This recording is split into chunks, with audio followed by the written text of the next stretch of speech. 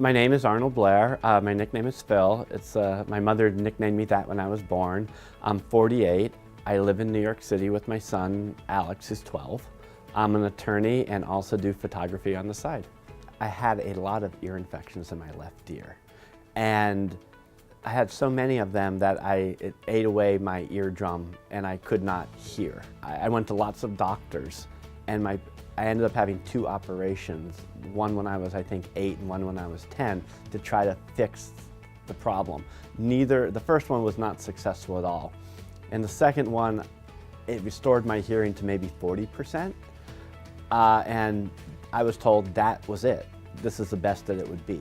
So when I first met Arnold, his story was actually relatively typical for patients that I come in contact with. He had had a history of ear infections when he was younger and actually had had 2 prior surgeries and had been using a hearing aid. And when it was time for him to get a new hearing aid, he had seen a physician that said, you know, you might want to consider an evaluation by a specialist because there's some new things that might be appropriate for you. And that person really wasn't sure, but wanted to make sure to hook them up with someone who did know or have their finger on the pulse of what options were currently there. So when I first saw Arnold, I knew very shortly after meeting him that we might have something that was going to be able to help him. And I remember the day of the consultation, and she looks at my ear and says, "Oh yeah, you have an ear infection.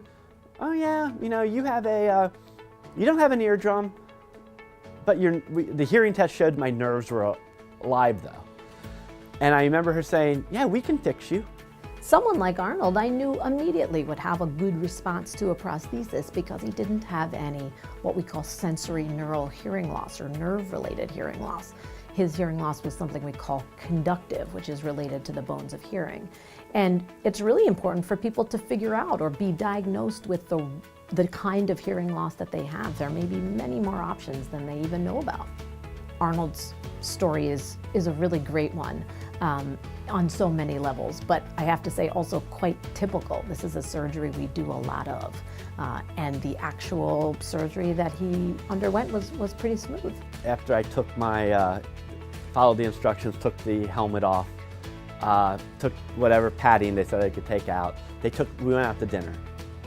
And I remember sitting in the restaurant and my bad ear, now my okay ear, was like to the restaurant, and I heard pings, I heard voices, I heard everything I'd never heard before. I was hearing the restaurant in stereo. And my mother looks at me and says, "Phil, your eyes are darting all over the place." I'm like, "Yeah, that's because I'm hearing everything." I'd never heard hearing like this before. It was amazing. I never expected it to work immediately. My son reacted very happy because suddenly the activities I wouldn't do with him, or I was grumpy when he wanted to do them, that was never an issue anymore.